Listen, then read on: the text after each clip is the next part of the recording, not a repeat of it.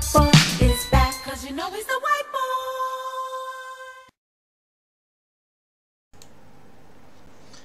Kagai is my latest little indie effort. It's a game based on kind of schlock Japanese horror, so things like Machine Girl or Tetsuo or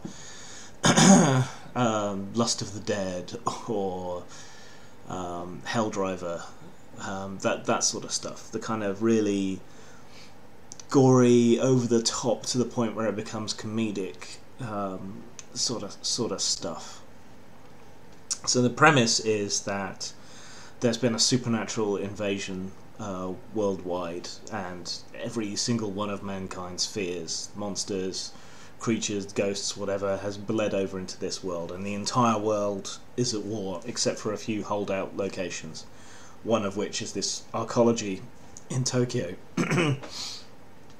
where a bunch of humans are basically holding out against the inevitable collapse of everything.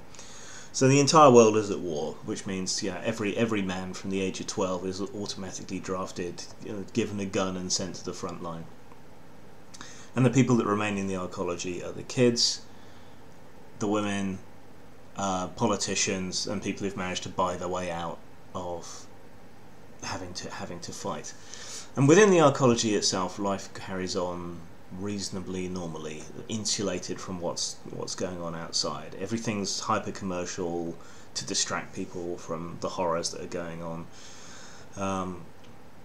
But occasionally they intrude, so monsters and things will sometimes get in and start causing problems. And a lot of the women and girls who are present in the arcology resent not being able to fight, even though it's a kind of long-term survival strategy for humanity that they don't. So you play a member of one of these vigilante girl groups, usually organised as if it was like an after-school club or something.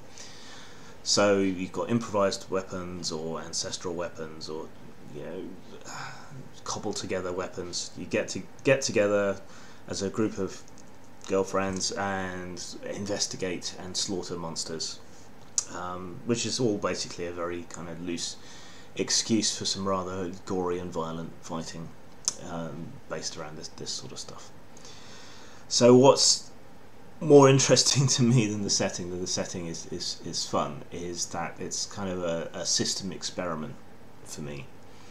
I've been toying with some concepts across several games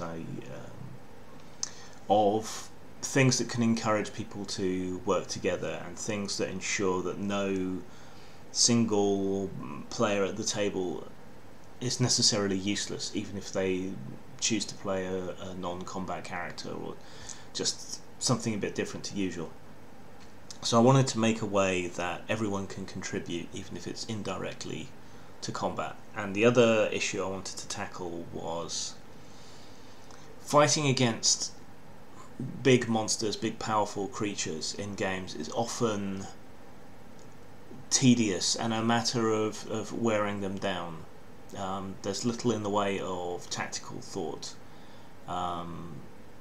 and I was looking at things like scenes like in Lord of the Rings, where the riders are taking down the elephants, or Legolas is, or they're working together, albeit indirectly, to take one of them down, and looking at how that kind of tied together in those kind of narratives. Or you hear stories based on archaeological findings about how mammoths were hunted by being sort of enraged and lured and driven over the edge of cliffs, and things like that. Things that involve teamwork, and I wanted to invoke that kind of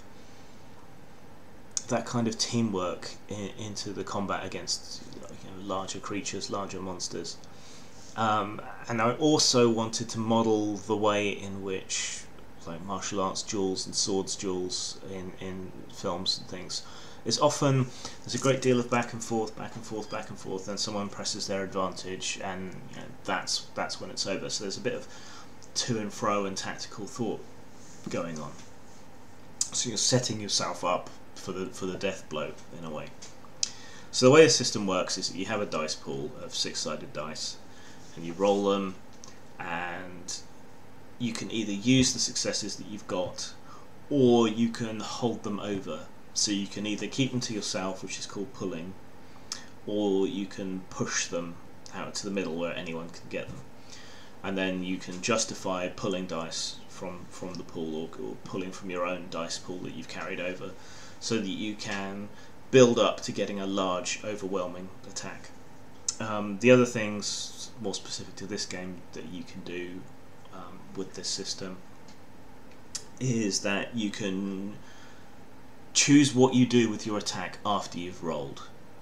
So if you get lots of really good successes and you want to pull off some kind of big stunt, that's when you choose.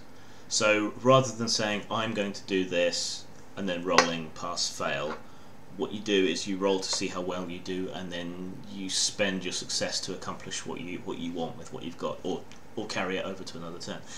And reversing that way of doing things, I think works really well. At least it seems to. I think there's still some tweaking and things to do with the system before I use it with anything else. But for this game, this little indie game, as a kind of experiment into these ideas, I think it works very well. So, for example, if you roll and you get a high number of successes and you're up against a big armoured creature, you might say to the games master, okay, how many successes will it cost me to strike past its armour and stab it in the eye or whatever, and avoid the armour, which would otherwise deflect your blow? And they'll tell you, oh, say 3 successes, you push those aside and put the rest into damage, and there you go. Other sort of systems specific to this setting, you're encouraged to get into drama with the other players and with the NPCs, and the more sort of drama and soap opera-y school stuff you get into, the more points you get, which you can then use to boost your attacks, give you extra dice, that sort of thing. The other thing you can do is, in keeping with the genre, if say your arm's cut off, you can staple it back on, or find some other gory way of doing it, and you'll also get those kind of boosting points for that, and for doing really gory, gratuitous damage to the creatures or monsters that you're fighting. I hope to refine this system and use it in some other settings. I've got a kind of barbarian setting in mind, where the same kind of teamwork used to work together against big monsters, boss monsters, if you will come into play, and I think that could work pretty well. But anyway, I will link to the game in the low bar. It's only $4, so if you want to check it out, play it, give me some feedback, let me know what you think. That would be greatly appreciated. Cheers. Peace out.